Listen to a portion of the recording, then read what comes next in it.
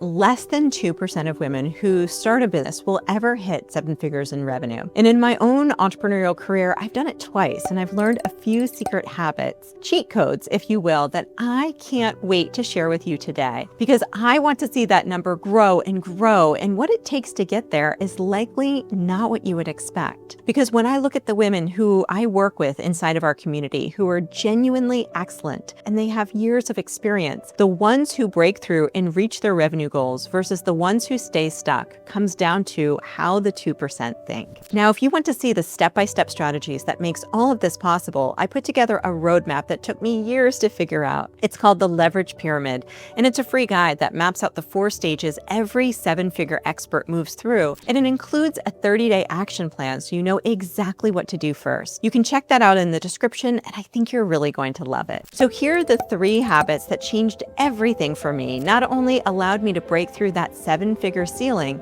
but do it in a way that honors the life that I want to live. Habit 1 is you say no far more than yes. When I look at who is able to build a business quickly, replacing their corporate income and getting to where they want to be revenue-wise, the difference almost never comes down to expertise. The problem is that you've spent 20 years or 15 years building other people's companies and being the most capable, the most reliable person in the room, and getting paid like an implementer instead of a strategist. You've been missing school pickups for a boss who just sees you as replaceable, and pushing out self-care and family just for another year of a 3% or 5% raise. And when experts like you finally decide that they're done and they're ready to build something for themselves, they take all of those habits with them. The constant availability, the yes to everything, the grinding through exhaustion, just because that's how you've proved your worth in the past. I said yes to all of this for years because I was terrified of missing out on an opportunity. But what I didn't realize was that the cost of saying yes was way higher than just staying completely focused and locked in. What I discovered is that the 2% don't prioritize their revenue first. They protect their time first. They only work on the biggest priorities, and they don't get caught up in everybody else's drama. So the question I use now is, does this move the one needle that matters most right now? And if the answer isn't an immediate yes, it is an absolute no. And that single question is what turns scattered effort into compounding results. It's how the 2% stay in growth mode while everybody else just stays busy. Habit 2 is to treat recovery like a production cost. I play tennis 5 days a week, and it's not because I don't have anything better to do, but it's because I decided my best years are right now. So maybe you're much like me and you're in midlife and you're thinking the same thing. Maybe there are hobbies that you've been wanting to pursue or people that you've really been wanting to spend more time with. At this stage in my life, if it costs me my peace, it is too expensive. And I know that you're thinking, Laura, I just don't have time for that. I'm trying to build something. And that's exactly how I used to think. And that thinking nearly took me out. So here's what I know from watching high performers make this transition. Your best thinking, your clearest calls with your clients, your ability to solve the hard problems that exist within your business, none of that comes from pushing through exhaustion. It comes from a rested nervous system, and a rested nervous system is a business requirement,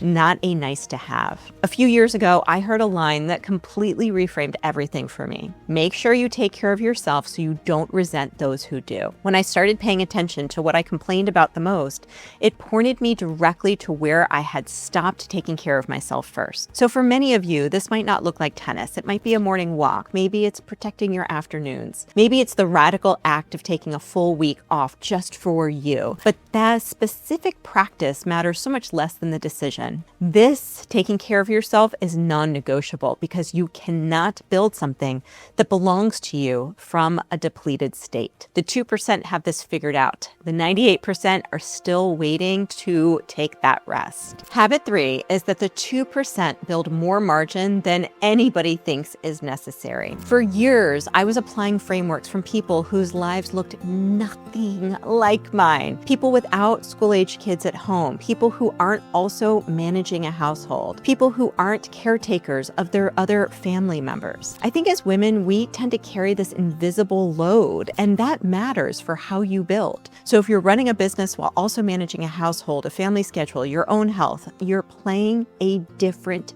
game. So how do you handle this? Do you give up and just say, I'm not going to build a business right now? Of course not. So first, you don't want to take yourself out of the game because you cannot win a game that you are not playing. So block more time than you think you need. Plan for more things to break than to go smoothly. Build more financial cushion than you think you might need. This is how the 2% stay out of panic mode long enough to actually build something meaningful. The women I've watched who have sustained 7 figures over the years, they all plan for things to go wrong. Their calendars have a buffer, their finances have a cushion, their weeks have room for a sick kid or a last-minute school run or the afternoon that goes sideways. I know that I am never one unexpected interruption away from crisis because I've built the business so that when real life shows up, and it always does, things keep running. You do this by having excellent systems and a process for everything, team members with structure and a framework for your client delivery that you can use again and again so you're not reinventing the wheel with every single client. This is so you can rely on the foundation of your business so it can give you margin and you're not constantly throwing time and energy at it. And here's what changes when you put all 3 of these habits together. Your income improves, absolutely, but what changes the most is how your relationship is with the work itself. You stop just trying to survive every day, and you stop being everybody else's on-demand resource, and you start making decisions from clarity instead of exhaustion. And slowly, what you're building starts to feel like it just belongs to you,